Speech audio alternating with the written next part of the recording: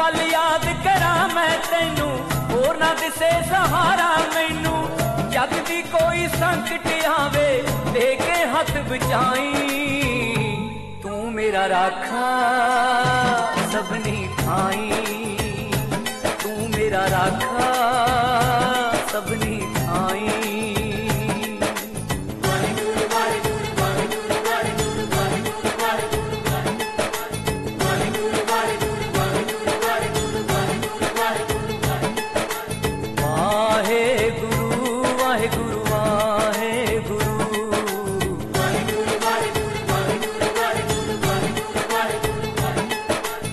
नाम तेरे दा रंग है चढ़िया, दाता तेरा पल्ला फड़िया।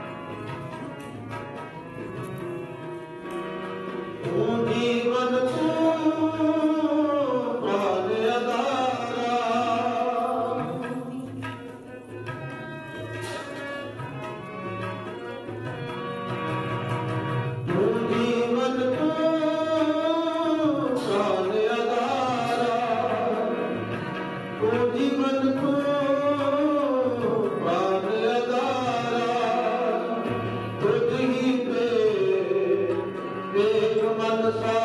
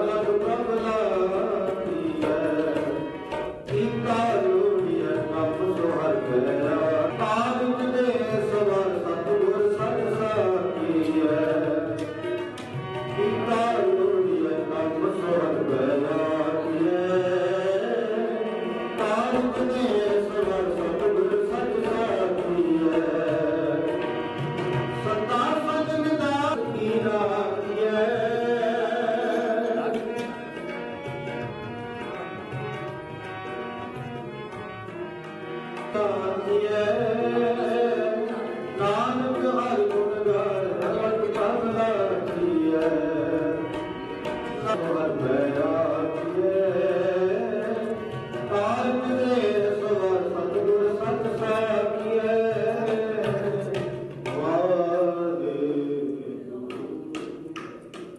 ਕੀਤਾ ਜੋੜੀਐ ਕੰਮ ਸੋ ਹਰਿ ਮੈਂ ਆਖੀਐ ਕਾਰਜ ਦੇ ਸਵਾਰ ਸਤਿਗੁਰ ਸਤ ਸਾਖੀਐ ਸੋ ਕੋਈ ਵੀ ਕਾਲ ਪ੍ਰਭ ਕਰਨ ਤੋਂ ਪਹਿਲਾਂ ਸਤਿਗੁਰ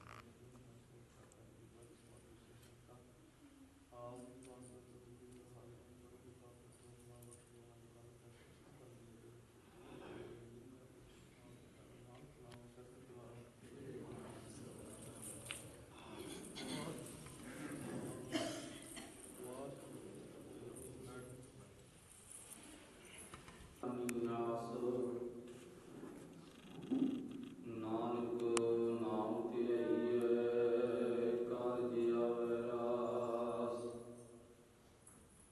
ਧਨਾਸਰੀ ਮਹਿਲਾ ਤੀਜਾ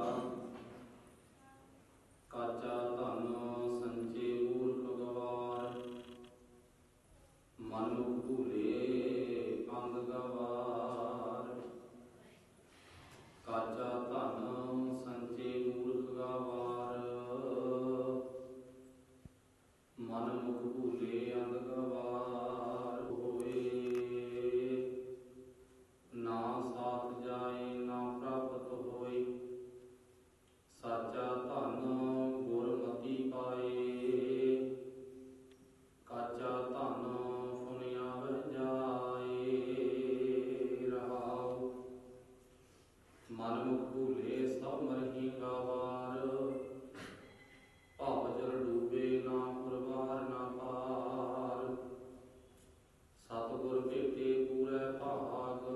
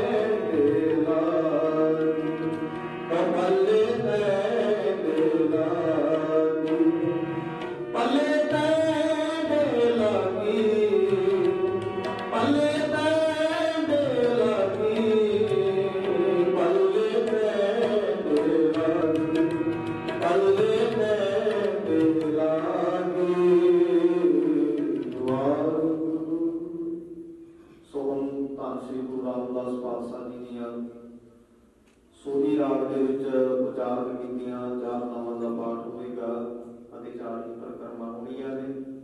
ਸੋ ਧਿਆਨ ਦੇਣਗੇ ਲੜਕਾ ਤੇ ਲੜਕੀ। ਸਭ ਤੋਂ ਪਹਿਲਾਂ ਗ੍ਰੰਥੀ ਸਾਹਿਬ ਜੀਓ। ਸੂਹੀ ਮਹਿਲਾ ਚੌਥਾ।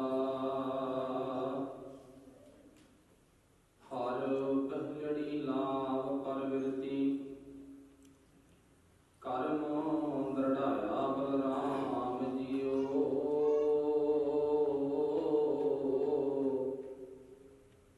ਬਾਣੀ ਬ੍ਰਹਮਾ ਵੇਦ ਧਰਮ ਦ੍ਰਿੜ ਹੋ ਪਾਪ ਤਜਾਇਆ ਬਲਰਾਮ ਜੀਓ। ਧਰਮ ਦ੍ਰਿੜੋ ਹਰ ਨਾਮ ਧਿਆਵੋ ਸਿਮਰਤ ਨਾਮ ਦ੍ਰਿੜਾਇਆ।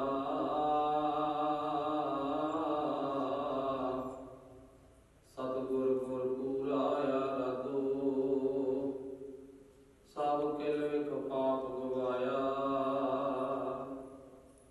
ਸਹਿਜ ਆਨੰਦ ਹੁਆ ਵਡ ਭਾਗੀ ਮਨ ਹਰ ਹਰ ਮੀਠਾ ਲਾਇਆ।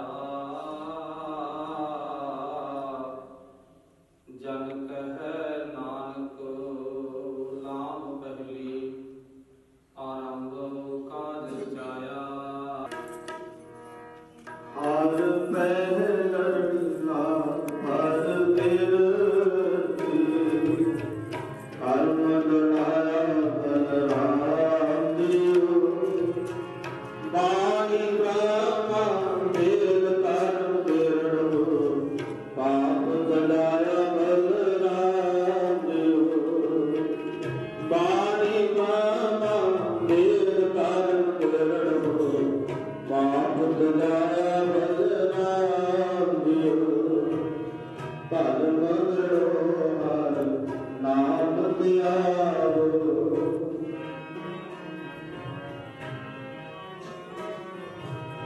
ਧਰਮ ਦ੍ਰਿੜੋ ਹਰ ਨਾਮ ਧਿਆਵੋ ਸਿਮਰਤ ਨਾਮ ਦ੍ਰਿੜਾਇਆ। ਸਤਿਗੁਰ ਗੁਰ ਪੂਰਾਇਆ ਰਾਧੋ ਕਿਲ ਵਿਖ ਪਾਪ ਗਵਾਇਆ। ਸਹਿਜ ਆਨੰਦ ਹੋਆ ਵਡ ਭਾਗੀ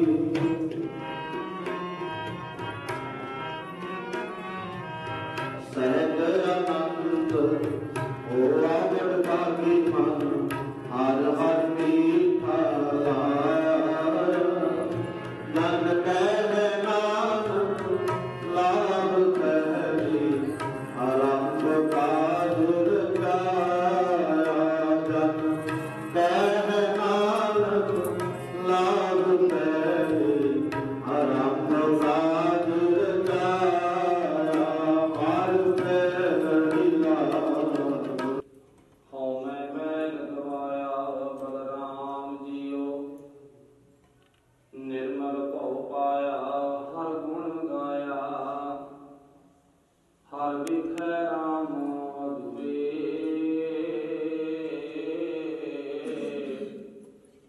ਹਰਿ ਆਤਮ ਰਾਮ ਪਸਾਰਿਆ ਸੁਆਮੀ। ਅੰਤਰ ਬਾਹਰ ਹਰ ਪ੍ਰਭੂ ਕੀ ਕੋ ਮਿਲ ਹਰ ਜਨ ਮੰਗਲ ਗਾਏ। ਹਰ ਗੁਰ ਨਾਮ ਸਤਿਗੁਰ ਪੁਰਖ ਮਿਲਾਇਆ ਬਲਰਾਮ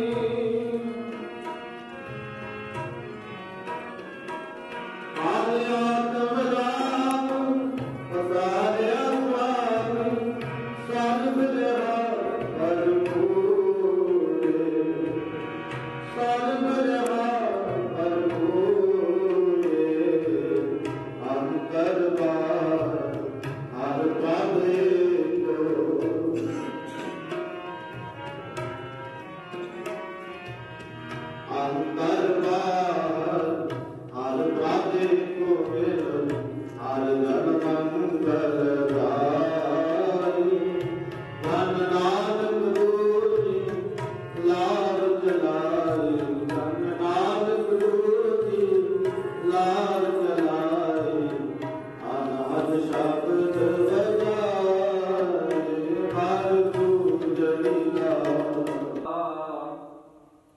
ਬੜ ਭਾਗੀਆ ਬਲਰਾਮ ਜੀਓ ਨਿਰਮਲ ਹਰ ਪਾਇਆ ਹਰ ਗੁਣ ਗਾਇਆ ਮੁਖ ਬੋਲੀ ਹਰ ਬਾਣੀ ਸੰਤ ਜਨਾ ਬੜ ਭਾਗੀ ਪਾਇਆ ਹਰ ਕਥਿਐ ਤਤ ਕਹਾਣੀ ਹਿਰਦਿਓ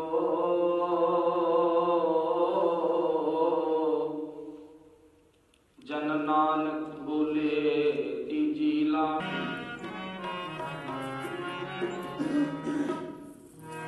ਹਰ ਕੀਰਤਨ ਮਨ ਚਾਵਿਆ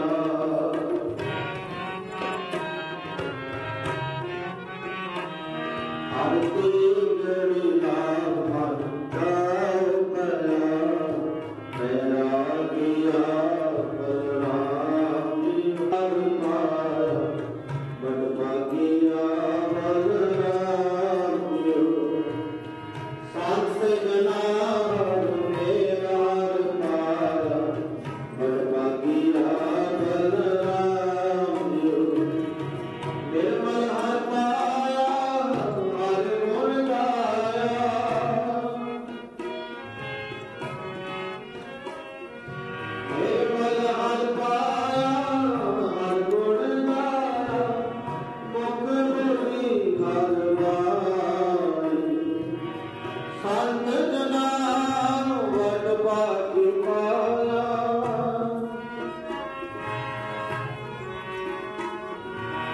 ਸੰਤ ਜਨਾ ਵਡ ਭਾਗੀ ਪਾਇਆ ਹਰ ਕਥਿਐ ਤਤ ਕਹਾਣੀ ਹਿਰਦੈ ਹਰ ਹਰ ਦੁਰ ਸੁਣੀ ਹਰ ਜਪਿਐ ਨਾਮ ਕਮਾਲਿਓ ਨਾਨਕ ਬੋਲੇ ਤੀਜੀ ਨਾਮ ਹਰ ਉਪਜੈ ਮਨ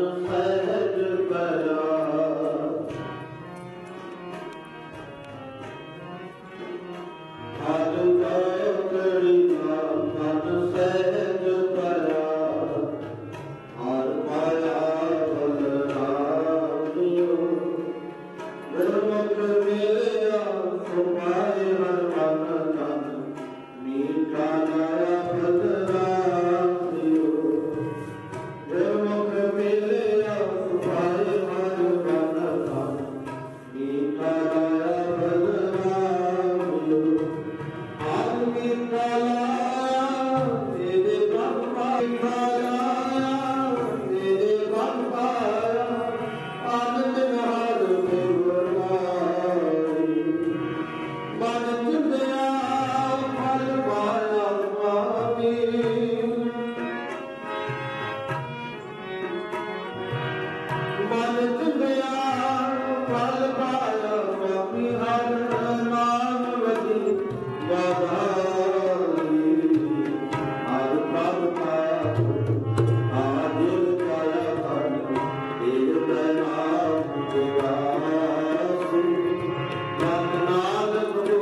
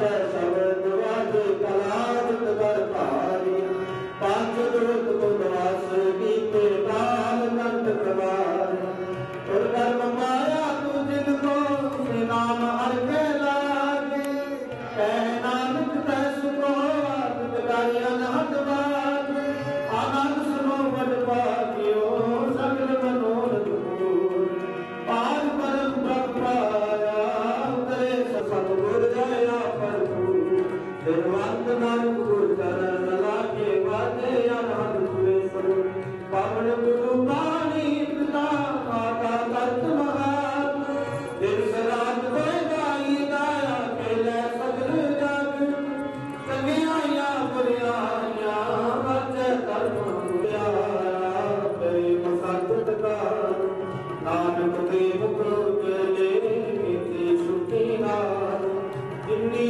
नाम ते आया प्रेम सत्कार नानक देव को जले मीते छुट्टी नाल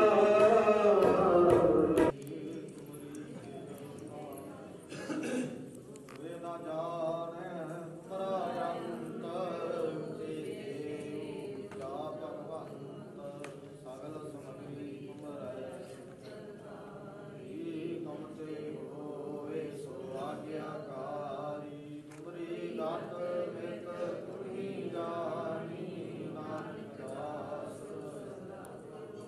त्यागे अरदास हमारी जियो मिटो सब तेरा कहो नानक सब तेरी बढ़ियाई कोई नाम न जाने तेरा वाहिगुरु वाहिगुरु वाहिगुरु तीन ताप जवान हर दस प्रास ताको बिघन भूला गया जब प्रभ अति अरदास अरदास एक ओंकार अरदास अरदास सहाय श्री हरिकृष्ण की आज्ञा जैसा पूज जाए कि भारत सूर्य का नाम जय राजा पंचना की सहाय साता सारे श्री गुरु महाराज सब कायमुना की सहाय सब पार्टी विरोध धन धन सारे श्री गुरु ग्रंथ साहिब के पावन दर्शन जी का ध्यान करके बोलो जी वाहेगुरु जय जय नमस्कार जय जय काली मुक्तियां हटियां जपियां तपियां नाम के वास्ते सिद्धियां देख लाई जी कहा जे मुक्तियां रसिका किना प्यारियां से जी का ध्यान करके बोलो जी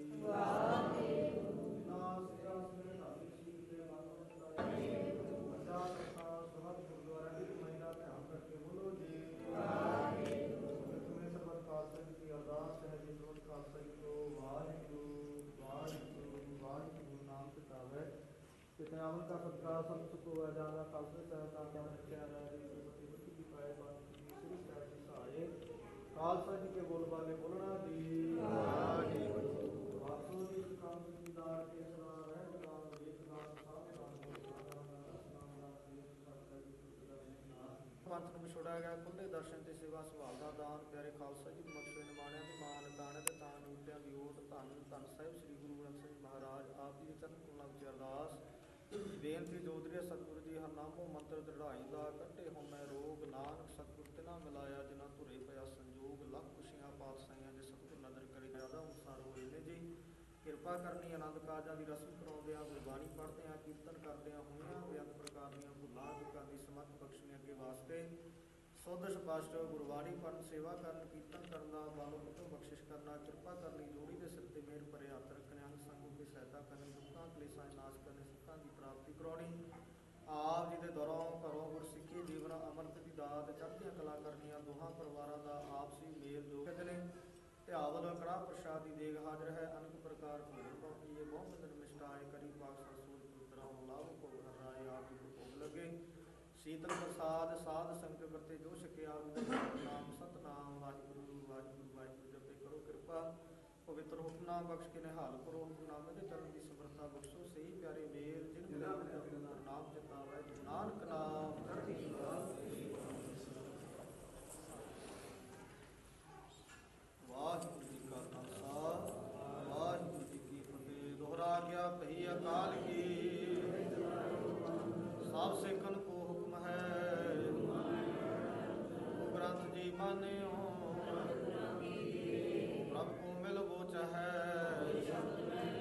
ਰਾਜ ਕਰੇਗਾ ਖਾਲਸਾ ਵਾਰ ਹੋਏ ਸਾ ਮਿਲਾਂਗੇ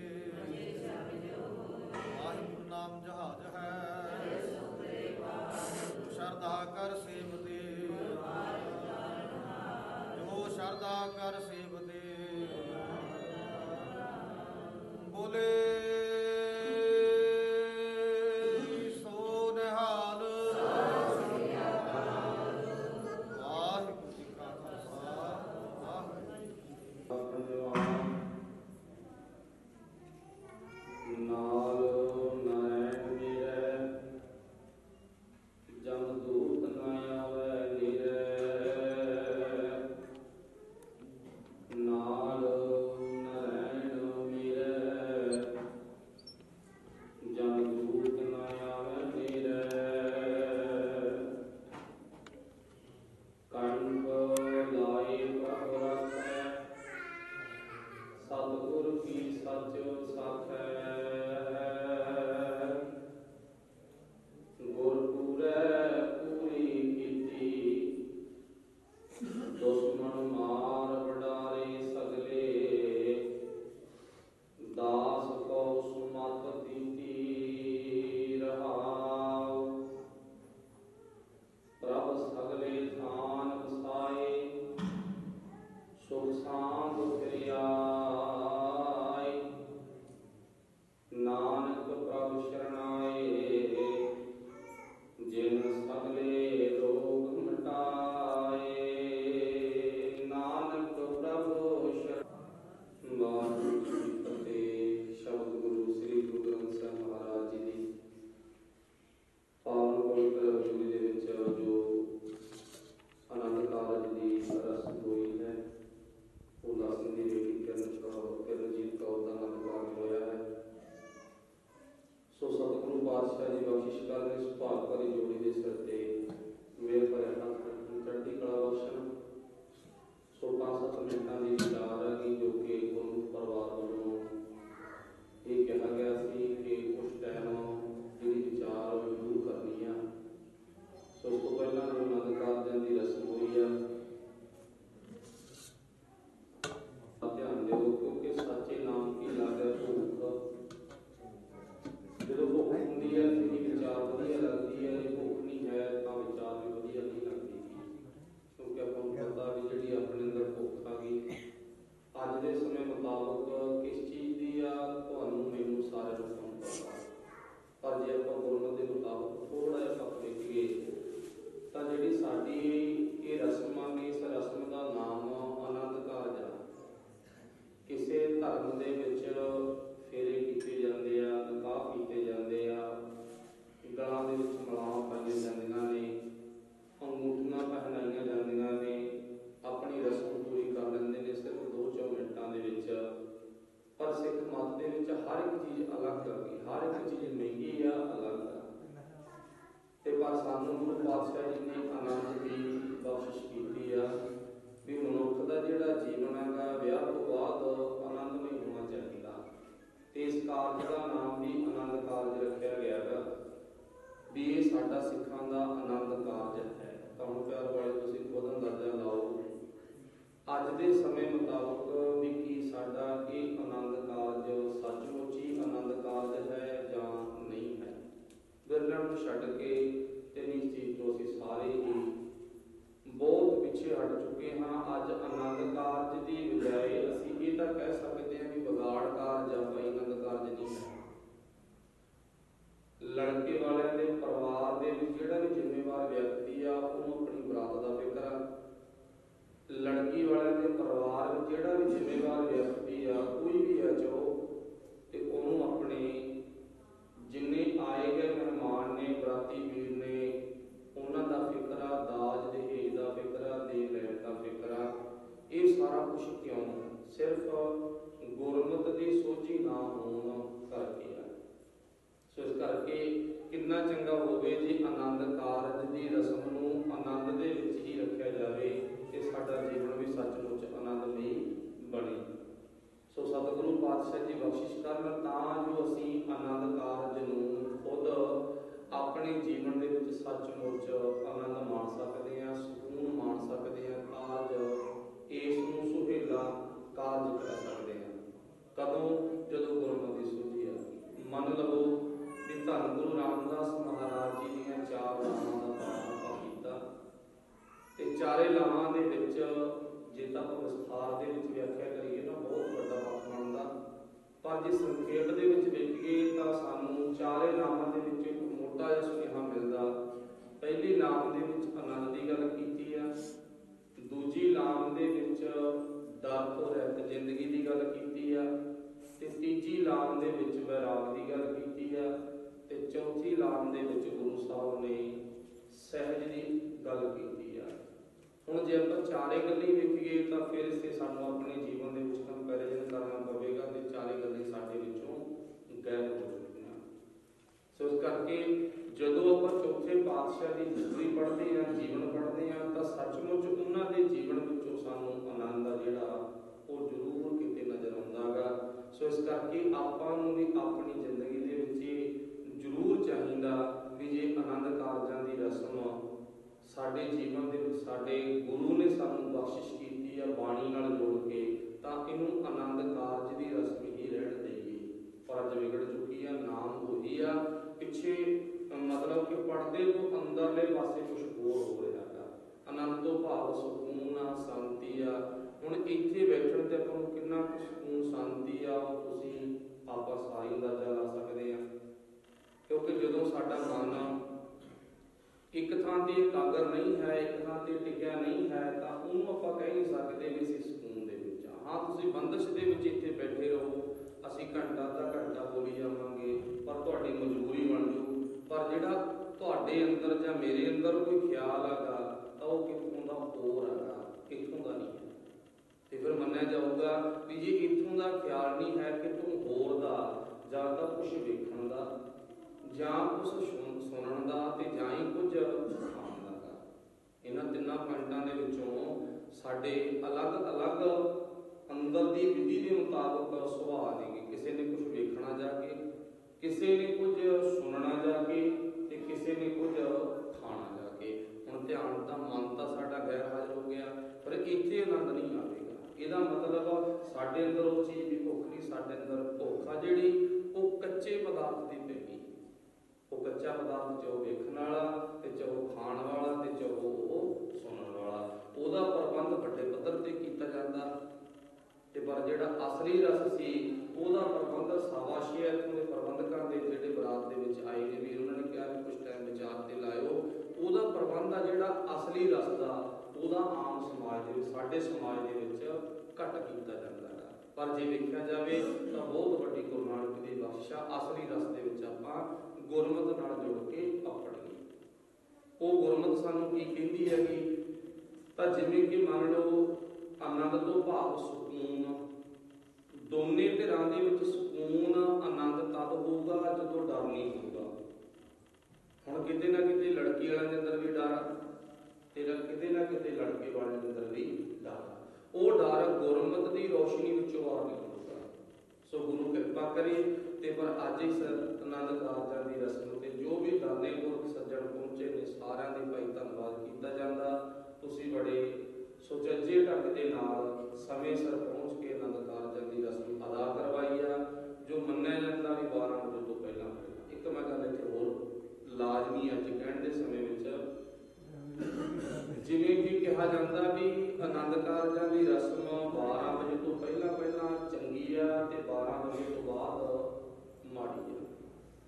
ਤੁਸੀਂ ਇਸ ਗੱਲ ਨਾਲ ਸਹਿਮਤ ਹੋਵੋਗੇ, ਗੁਰਬਾਣੀ ਦੇ ਵਿੱਚ ਨਾ ਹੀ ਤਾਂ ਕਿਤੇ ਮਾੜਾ ਲਿਖਿਆ ਤੇ ਨਾ ਹੀ ਕਿਤੇ ਚੰਗਾ ਲਿਖਿਆ। ਭਾਵੇਂ ਪਿਛਲੇ ਪਹਿਰ ਕਰਵਾਓ ਤੇ ਭਾਵੇਂ ਪਹਿਲੇ ਪਹਿਰ ਕਰਵਾਓ, ਪਰ ਹੁਣ ਇੱਥੇ ਚੰਗੇ ਮਾੜੇ ਦਾ ਮਤਲਬ ਨਹੀਂ ਹੈ।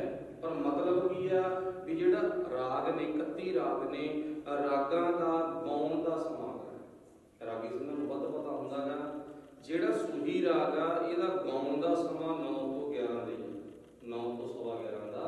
ਤਾਂ ਕਰਕੇ ਮੰਨਿਆ ਜਾਂਦਾ ਵੀ 9 ਤੇ 11 ਦੇ ਵਿਚਕਾਰ ਆਨੰਦ ਕਾਰਜ ਹੋ ਜਾਣ ਤਾਂ ਵਧੀਆ। ਤੇ ਹੁਣ ਸਾਨੂੰ ਜ਼ਿਆਦਾ ਪਾਣ ਚੜ੍ਹ ਕੇ ਸਿੱਧੀ ਰਾਤੀ ਹੋ ਜਾਂਦੇ ਆ, ਉਹ ਵੀ ਗਲਤ ਆ।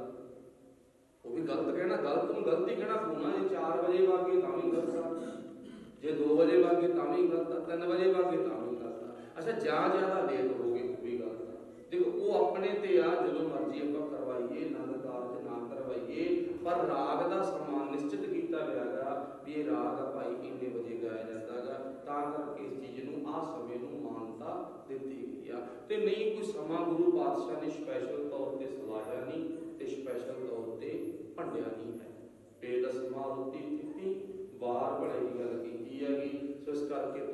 ਭਾਗੇ ਹੋ ਜਿਨ੍ਹਾਂ ਨੇ ਸਮੇਂ ਸਿਰ ਪਹੁੰਚ ਕੇ ਆਨੰਦ ਕਾਰਜ ਦੀ ਰਸਮ ਅਦਾ ਕਰਵਾਈ ਆ। ਸੋ ਇੱਕ ਬੇਨਤੀ ਮੈਂ ਹੋਰ ਕਰ ਦੇਵਾਂ, देखो एक कैसी रीत आ जो चेक करके देखिए ना, आधार कार्ड कोई भी सर्टिफिकेट देखिए तो ਉਹਦੇ ਤੇ ਲਿਖਿਆ ਵੈਸੇ ਕਿਰਨਜੀਤ ਕੌਰ ਸੁਪੁੱਤਰੀ ਭੋਲਾ ਸਿੰਘ। ਇਦੋਂ ਪਹਿਲਾਂ ਜਿਹੜੀ ਅਰਦਾਸ ਹੋਈ ਉਹ ਡਾਟਾ ਤਾਂ ਪਛਾਣ ਰਹਿ ਗਿਆ। ਜਿਹੜੀ ਤੋਂ ਪਹਿਲਾਂ ਅਰਦਾਸ ਹੋਈ ਹੈ ਨਾ ਉਹ ਅਰਦਾਸ ਦੇ ਵਿੱਚ ਵੀ ਜ਼ਿਕਰ ਦੀ ਕੀਤਾ ਗਿਆ ਕਿਰਨਜੀਤ ਕੌਰ ਦਾ ਆਨੰਦ ਕਾਰਜ, ਜੋ ਕਾਕਾ ਜੀ ਦਾ ਨਾਮ ਉਹਦੇ ਨਾਲ ਤੇ ਬੇਟੀ ਦਾ ਨਾਮ ਵਾਹਿਗੁਰੂ ਪਿਤਾ ਦਾ ਨਾਮ ਬੋਲਿਆ ਗਿਆ ਭੋਲਾ ਸਿੰਘ।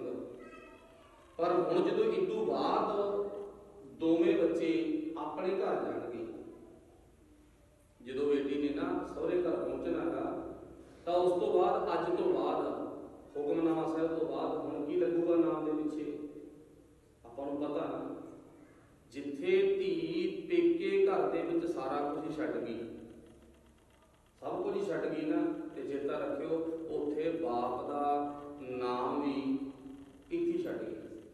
ਇਹ ਤੋਂ ਪਹਿਲਾਂ ਤਾਂ ਬੋਲਿਆ ਗਿਆ ਸੀ ਵੀ ਕਿਰਨਜੀਤ ਕੌਰ ਸੁਪੁੱਤਰੀ ਭੋਲਾ ਸਿੰਘ, ਹੁਣ ਕਿਰਨਜੀਤ ਕੌਰ ਦੇ ਨਾਮ ਪਿੱਛੇ ਪਤਨੀ ਬਣ ਲੱਗ ਗਈ।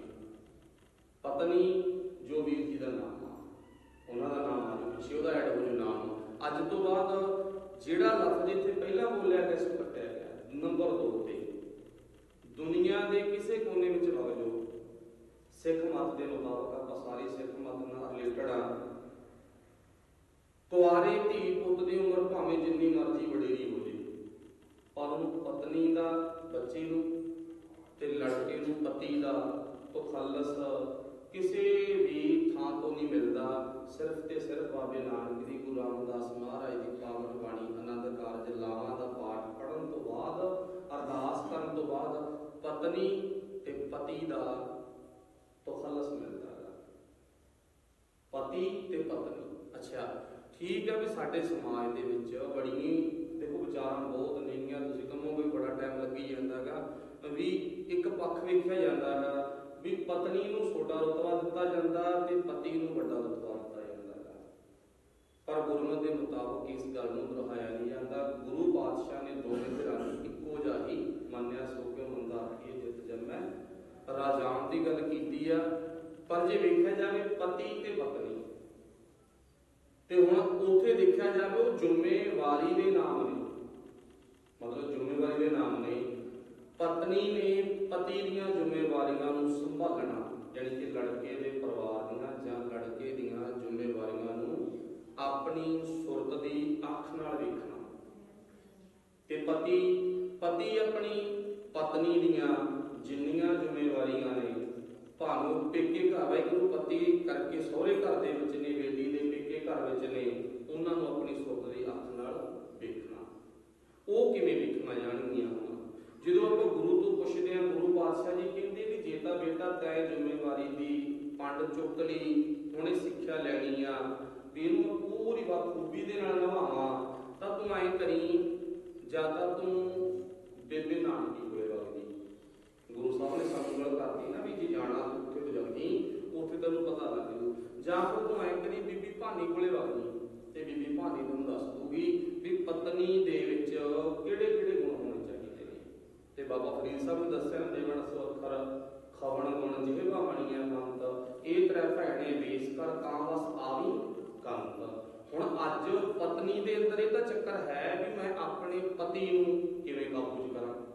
ਚਲੋ ਤੁਸੀਂ ਤਾਂ ਸਿਆਣੇ ਬੈਠੇ ਹੋ, ਸੂਝਵਾਨ ਬੈਠੇ ਹੋ, ਨਹੀਂ ਤਾਂ ਇੱਥੇ ਨੰਦਾਂ ਤੇ ਲੜਾਈ ਨੇ ਇਸੇ ਗੱਲ ਦੀ ਪੈ ਜਾਂਦੀ ਆ। ਭੈਣਾਂ ਪਿੱਛੋਂ ਸਾਰਾ ਕਰਨਗੀਆਂ ਵੀ ਆਪਣੇ ਪਤੀ ਨਾਲੋਂ ਨਾ, ਜਿਹੜੀ ਕਿ ਲੜਕੇ ਨਾਲੋਂ ਪਹਿਲਾਂ ਉੱਠ ਖੜੀ, ਕੀ ਹੋ ਜਾਊਗਾ ਸੋਚ ਕੇ ਦੇਖੋ। ਇਧਰੋਂ ਲੜਕੇ ਇਸ਼ਾਰੇ ਕਰਨਗੇ ਤੂੰ ਪਹਿਲਾਂ ਉੱਠ ਖੜੀ, ਜਿਹੜਾ ਪਹਿਲਾਂ ਉੱਠ ਖੜਿਆ ਕਿ ਉਹ ਤੂੰ ਦੀ ਹੋ, ਜਾਣੀ ਕਿ ਉਹ ਆਪਣੀ ਪਾਵਰ ਵੱਧ ਖਾਊਗਾ। ਨਹੀਂ, ਇਹ ਨਹੀਂ ਹੋ ਸਕਦਾ। ਪਰ ਜਦੋਂ ਆਪਾਂ ਸਿੱਖਿਆ ਲੈਣੀ ਆ ਵੀ ਮੈਂ ਆਪਣੀ ਪਾਵਰ ਵਿਖਾਉਣੀ ਆ, ਆਪਣੀ ਤਾਕਤ ਵਿਖਾਉਣੀ ਹੈ, ਤਾਂ ਗੁਣ ਪੈਂਦਾ। ਤੇ ਗੁਣ ਬੀਬੀ ਭਾਨੀ ਚ ਕਿਹੜੇ ਸਨ ਉਹ ਤੁਸੀਂ ਖੁਦ ਹੀ ਨਿਗਾਹ ਮਾਰ ਸਕਦੇ ਹੋ, ਠੀਕ ਹੈ ਨਾ। ਇਸ ਕਰਕੇ ਗੁਰੂ ਸਾਹਿਬ ਜੀ ਨੇ ਸਾਨੂੰ ਦੱਸ ਦਿੱਤਾ, ਕਹਿੰਦੇ ਫਿਰ ਪਤਨੀ ਨੇ ਆਪਣੇ ਪਤੀ ਦੇ ਘਰ ਜਾ ਕੇ, ਜਾਣੀ ਕਿ ਸਹੁਰੇ ਘਰ ਜਾ ਕੇ ਆਪਣੇ ਸਹੁਰੇ ਅਤੇ ਸੱਸ ਨੂੰ ਮਾਤਾ ਪਿਤਾ ਵਾਲਾ ਪਿਆਰ ਦੇਣਾ, ਆਪਣੇ ਪਤੀ ਦੇ ਕਹੇ ਅਨੁਸਾਰ ਹਰ ਕੰਮ ਕਰਨਾ। ਪਤੀ ਸਿਆਣਾ ਹੋਵੇ ਤਾਂ, ਨਸ਼ਈ ਨਾ ਹੋਵੇ, ਤੇ ਤਾਂ ਕਦੇ ਵੀ ਜ਼ਿੰਦਗੀ 'ਚ ਵਿਗਾੜ ਨਹੀਂ ਪੈ ਸਕਦਾ। ਫਿਰ ਇਹ ਆਨੰਦ ਕਾਰਜਾਂ ਦੀ ਰਸਮ ਆਨੰਦ ਕਾਰਜ ਸੱਚਮੁੱਚ ਬਣ ਕੇ ਰਵੇ। ਨੰਬਰ 2 ਤੇ ਬੱਚੇ ਅੰਦਰ ਵੀ ਭਾਵਨਾ ਚਾਹੀਦੀ ਆ। ਜਦੋਂ ਉਹ ਆਪਣੇ ਸਹੁਰੇ ਘਰ ਆਊਗਾ ਤੇ ਜਿੱਥੇ ਬੱਚੀ ਨੇ ਆਪਣੇ ਸੱਸ ਤੇ ਸਹੁਰੇ ਨੂੰ ਮਾਂ ਪਿਤਾ ਦਾ ਪਿਆਰ ਦਿੱਤਾ ਨਾ, ਤੇ ਉੱਥੇ ਲੜਕਾ ਵੀ ਆਪਣੀ ਪਤਨੀ ਦੇ ਮਾਤਾ ਪਿਤਾ ਨੂੰ, ਜਾਣੀ ਕਿ ਆਪਣੇ ਸੱਸ ਸਹੁਰੇ ਨੂੰ ਆਪਣੇ ਮਾਤਾ ਪਿਤਾ ਵਾਲਾ ਪਿਆਰ ਦੇਵੇ। ਕਿਵੇਂ ਭਲਾ? ਹੁਣ ਜੇ ਤਾਂ ਅੰਦਰ ਹੰਕਾਰ ਪੈਦਾ ਹੋ ਗਿਆ ਵੀ ਮੈਂ ਤਾਂ ਭਾਈ ਪ੍ਰਾਹੁਣਾ, ਫਿਰ ਤਾਂ ਗੜਬੜ ਪੱਕੀ ਹੋਊ। ਦੇਖੋ ਫਿਰ ਤਾਂ ਉਹਨੂੰ ਪਤਾ ਨਾ ਵੀ ਜਦੋਂ ਘਮੰਡ ਆ ਗਿਆ ਵੀ ਮੈਂ ਪ੍ਰਾਹੁਣਾ, ਅਸਲ ਦੇ ਵਿੱਚ ਨਾ ਪ੍ਰਾਹੁਣਾ ਲਫ਼ਜ਼ ਕੋਈ ਵਿਸ਼ੇਸ਼ ਨਹੀਂ ਹੈ। ਵੀ ਜੇ ਆਪਾਂ ਕਹੀਏ ਨਾ ਵੀ ਇਹ ਕਿਸੇ ਸਪੈਸ਼ਲ ਕੈਟਾਗਰੀ ਦੇ ਵਿੱਚ ਪ੍ਰਾਹੁਣਾ ਕਿਹਾ ਹੈਗਾ, ਗੁਰਬਾਣੀ 'ਚ ਤੁਸੀਂ ਗੁਰਬਾਣੀ ਪੜ੍ਹਨ ਵਾਲੇ ਬੈਠੋ ਕਿੰਨੇ ਥਾਈਂ ਪ੍ਰਾਹੁਣੇ ਦਾ ਜ਼ਿਕਰ ਕੀਤਾ ਹੈ। ਪ੍ਰਾਹੁਣੇ ਤੋਂ ਭਾਵ ਹੁੰਦਾ ਮਹਿਮਾਨ, ਤੇ ਮਹਿਮਾਨ ਸਾਡਾ ਗੁਆਂਢੀ ਵੀ ਸਾਡੇ ਘਰੇ ਆਊ ਜੇ ਸਮਝਣਾ ਤਾਂ ਸਾਡਾ ਗੁਆਂਢੀ ਵੀ ਸਾਡੇ ਲਈ ਮਹਿਮਾਨ ਜੇ ਸਮਝ ਗਏ ਤਾਂ। ਪਰ ਜੇ ਉੱਥੇ ਆਕੜ ਪਏਗੀ ਵੀ ਨਾ ਜੀ ਮੈਂ ਤਾਂ ਪ੍ਰਾਹੁਣਾ, ਮੈਂ ਨਹੀਂ ਇੱਥੇ ਕੁਛ ਤਰ੍ਹਾਂ ਦਾ ਕਰਨਾ ਗਾ, ਟੇਢਾ ਹੋਵੇ ਵਿੰਗਾ ਹੋਵੇ, ਮੱਝ ਕਿੱਲਾ ਪਟਾਵੇ, ਮੱਝ ਦਾ ਸੰਗਲ ਮੈਂ ਨਹੀਂ ਕਿੱਲੇ 'ਚ ਪਾਉਣਾ ਗਾ, ਜੇ ਮੰਨ ਲਓ ਮੰਨ ਲਿਆ, ਫਿਰ ਤਾਂ ਦੇਖੋ ਸੱਸ ਸਹੁਰੇ ਦੀ ਨਿਗਾਹ 'ਚੋਂ ਬੰਦਾ ਗਿਆ ਗਿਰ। ਕਿਉਂ? ਅਗਰ ਅਗਲਾ ਦੇ ਆਕੜ ਜਿੱਤ ਤੇ ਜੇ ਹੁਣ ਭਲਾ ਲੜਕੀ ਸੋਚ ਲਈ ਗੱਲ ਵੀ ਸਹੁਰੇ ਘਰ ਜਾ ਕੇ ਮੈਂ ਨਹੀਂ ਇਹ ਕੰਮ ਕਰਨਾ, ਲੜਾਈ ਪੈ ਗਈ ਨਾ। ਪਰ ਗੁਰਮਤਿ ਦੇ ਮੁਤਾਬਕ ਜਦੋਂ ਪਿਆਰ ਵਧਾਉਣਾ ਤਾਂ ਕੁਛ ਕਰਨਾ ਪਊ। ਫਿਰ ਆਪਾਂ ਬਾਣੀ ਕਿਹਦੀ ਪੜ੍ਹੀ ਆ ਤੁਸੀਂ ਸਾਰੇ ਜਾਣਦੇ ਹੋ, ਚੌਥੇ ਪਾਤਸ਼ਾਹ ਧੰਨ ਸ੍ਰੀ ਗੁਰੂ ਰਾਮਦਾਸ ਦੀ। ਤੇ ਰਾਮਦਾਸ ਮਹਾਰਾਜ ਦਾ ਆਕੜ ਸੀਗੀ ਭਾਈ ਬੋਲੇ ਭਲਾ ਵੀ ਪ੍ਰਾਹੁਣੇ ਵਾਲੀ ਆਕੜ ਸੀਗੀ ਉਹਨਾਂ ਦਾ। ਉਹਦਾ ਟੋਕਰੀ ਚੱਕ ਕੇ ਤੁਰਿਆ ਫਿਰਦਾ ਰਿਹਾ। ਕਦੇ ਨਾ ਉਹਦੇ ਘਰ ਦੇ ਲੰਘੇ ਸੀ, ਕਹਿੰਦੇ ਲੈ ਆਪਦੇ ਸਹੁਰੇ ਘਰ ਟੋਕਰੀ ਚੱਕੀ ਫਿਰਦਾ ਗਾ। ਉਹ ਕਹਿੰਦਾ ਤੁਸੀਂ ਆਪਦੀ ਮੁਖਤਿਆਰੀ ਆਪਦੇ ਕੋਲੇ ਰੱਖੋ, ਮੈਨੂੰ ਸੇਵਾ ਕਰ ਲੈਣ ਦਿਓ, ਮੈਨੂੰ ਨਾ ਏਦਾਂ ਕਹੋ, ਤੁਸੀਂ ਆਪਦੀ ਮੁਖਤਿਆਰੀ ਆਪਦੇ ਘਰੇ ਰੱਖੋ। ਤੇ ਦੇਖੋ ਜਿਹਨੂੰ ਟੋਕਦੇ ਸੀ ਤੇ ਅੱਜ ਉਹ ਕਿੱਥੇ ਆ। ਸਾਰੇ ਆਪਾਂ ਦਰਬਾਰ ਸਾਹਿਬ ਜਾਂਦੇ ਆ ਨਾ, ਕਿੱਡੀ ਬਖਸ਼ਿਸ਼ ਹੈ। ਚਲੋ ਕਹਿਣ ਤੋਂ ਭਾਵ ਜਦੋਂ ਅੰਦਰੋਂ ਘਮੰਡ ਨਾ ਹੋਇਆ, ਪਿਆਰ ਹੋਇਆ ਤਾਂ ਸੱਸ ਸਹੁਰੇ ਦੇ ਘਰੇ ਬਹੁਤ ਪਿਆਰ ਮਿਲਦਾ। ਆਪਣੇ ਪਰਿਵਾਰ ਵਾਂਗੂ ਰਿਲੇਸ਼ਨ ਬਣਾਉਂਦੇ ਨੇ ਪੂਰੇ ਫੁੱਲ, ਤੇ ਫਿਰ ਕਦੇ ਵੀ ਵਿਗਾੜ ਨਹੀਂ ਪੈਂਦਾ। ਕਦੇ ਵੀ ਵਿਗਾੜ ਨਹੀਂ ਪਵੇਗਾ। ਬਸ ਉਹ ਬੰਦਾ ਫੀਲ ਕਰੇ ਆਪਣੇ ਦਿਮਾਗ ਦੇ ਵਿੱਚ ਵੀ ਮੇਰੇ ਕਰਕੇ ਇਸ ਬੱਚੀ ਨੇ ਆਪਣੇ ਪਿਓ ਦਾ ਨਾਮ ਹੀ ਪਿੱਛੇ ਛੱਡਤਾ, ਜਿਸ ਤੋਂ ਬਾਅਦ ਮੇਰਾ ਨਾਮ ਐਡ ਹੋ ਗਿਆ ਇਹਦੇ ਨਾਮ ਦੇ ਪਿੱਛੇ। ਠੀਕ ਹੈ ਨਾ। ਪਰ ਜਦੋਂ ਆਪਾਂ ਇਸ ਘਰ ਦੇ ਵਿੱਚ ਰਵਾਂਗੇ ਤਾਂ ਕਦੇ ਵੀ ਸਾਡੀ ਜ਼ਿੰਦਗੀ ਦੇ ਵਿੱਚ ਕਿਸੇ ਤਰ੍ਹਾਂ ਦੀ ਕੋਈ ਵੀ ਘਾਟੇ ਵਾਧੇ ਵਾਲੀ ਗੱਲ ਨਹੀਂ ਹੋਵੇਗੀ। ਹਮੇਸ਼ਾ ਪਿਆਰ ਮਿਲੂਗਾ ਜੇ ਆਪਾਂ ਪਿਆਰ ਲੈਣਾ ਚਾਹਾਂਗੇ। ਜਿਵੇਂ ਮਾਤਾ ਪਿਤਾ ਦੇ ਨਾਲ ਪਿਛਾਂ ਵਰਤਾਓ ਆ ਤੇ ਉਵੇਂ ਭਾਈ ਆਪਾਂ ਇੱਥੇ ਵਰਤਾਓ ਕਰਨਾ। ਫਿਰ ਜ਼ਿੰਦਗੀ ਸਦਾ ਹੀ ਸਾਡੀ ਨਾਨਕ ਭਗਤਾਂ ਸਦਾ ਉਦਾਸ ਹੋਣੀ। ਤੇ ਜੇ ਮਾੜੀ ਮੋਟੀ ਭਾਈ ਉਵੇਂ ਆਕੜ ਵਗੈਰਾ ਆ ਗਈ, ਫਿਰ ਆਪਾਂ ਨੂੰ ਪਤਾ ਫਿਰ ਗੜਬੜਾ ਹੋ ਹੀ ਜਾਂਦੀਆਂ ਨੇ ਤਕਰੀਬਨ, ਤੁਹਾਨੂੰ ਪਤਾ ਫਿਰ ਸਾਰਾ ਕੁਛ ਜਾਣ। ਕੋਈ ਉਦਾਹਰਨ ਦੇ ਕੇ ਸਮਾਪਤੀ ਕਰਨੀ ਹੈ। ਤੁਹਾਡੇ ਸਾਰਿਆਂ ਦੀ ਯਾਦ ਹੋਊਗਾ ਵੀ ਸਹੁਰੇ ਘਰ ਜਵਾਈ ਕੁੱਤਾ ਤੇ ਭੈਣ ਘਰ ਭਾਈ ਕੁੱਤਾ। ਤੁਸੀਂ ਸਾਰੇ ਗੁਰਸਿੱਖ ਹੋ ਨਾ ਭਾਈ। ਦੇਖੋ ਆਪਾਂ ਸਾਰੇ ਗੁਰਸਿੱਖ ਹੀ ਆ ਨਾ। ਤੇ ਬਾਬਾ ਨਾਨਕ ਕਿੱਥੇ ਰਹਿੰਦਾ ਹੁੰਦਾ ਸੀਗਾ? ਸੁਲਤਾਨਪੁਰ ਦੀ ਭੈਣ ਦੇ ਘਰੇ। ਕਹਿੰਦਾ ਕੋਈ ਬਾਬਾ ਨਾਨਕ ਨੂੰ ਕੁੱਤਾ? ਸੋਚ ਕੇ ਦੇਖੋ, ਨਹੀਂ ਕਹਿੰਦਾ ਨਾ। ਪਰ ਗੁਣ ਹੋਣੇ ਚਾਹੀਦੇ ਨੇ ਬੰਦੇ 'ਚ।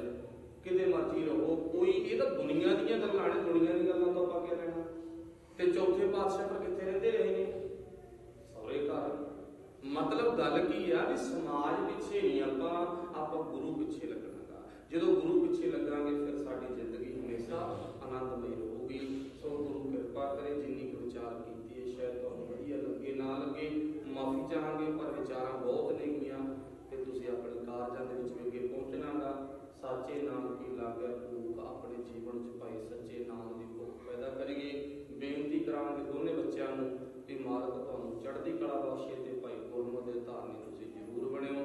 ਤੇ ਇੱਥੇ ਸੁਧਾਣਿਆਂ ਦਾ ਪਰਿਵਾਰ ਵੀ ਬਹੁਤ ਪਹੁੰਚਿਆ ਗਾ, ਉਹਨਾਂ ਦਾ ਵੀ ਧੰਨਵਾਦ ਕਰਦੇ ਹਾਂ। ਜਿੰਨੇ ਵੀ ਗੁਰਸਿੱਖ ਭੈਣ ਭਰਾ ਸਾਰੇ ਪਹੁੰਚੇ ਨੇ, ਧੰਨਵਾਦ। ਭੋਲਾ ਸਿੰਘ ਦੇ ਪਰਿਵਾਰ ਵੱਲੋਂ ਜੋ ਵੀ ਬਰਾਤੀ ਵੀਰ ਰਿਸ਼ਤੇਦਾਰ ਭੈਣ ਭਰਾ ਪਹੁੰਚੇ ਨੇ ਉਹਨਾਂ ਦਾ ਧੰਨਵਾਦ। ਬਹੁਤ ਸੋਹਣੇ ਢੰਗ ਦੇ ਨਾਲ ਤੁਸੀਂ ਸਾਰੇ ਕਾਰਜ ਕਰਵਾਏ ਨੇ। ਰਾਗੀ ਵੀਰਾਂ ਦਾ ਵੀ ਧੰਨਵਾਦ। ਵਾਹਿਗੁਰੂ ਜੀ ਕਾ ਖਾਲਸਾ, ਵਾਹਿਗੁਰੂ ਜੀ खुशियाँ पातशाहियाँ जे सतगुर नदर करे, लख खुशियाँ पातशाहियाँ जे सतगुर नदर करे,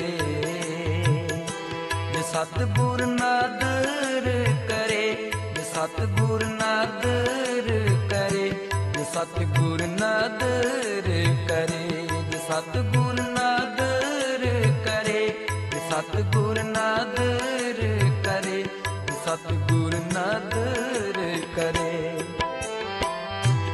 लख खुशियाँ पातशाहियाँ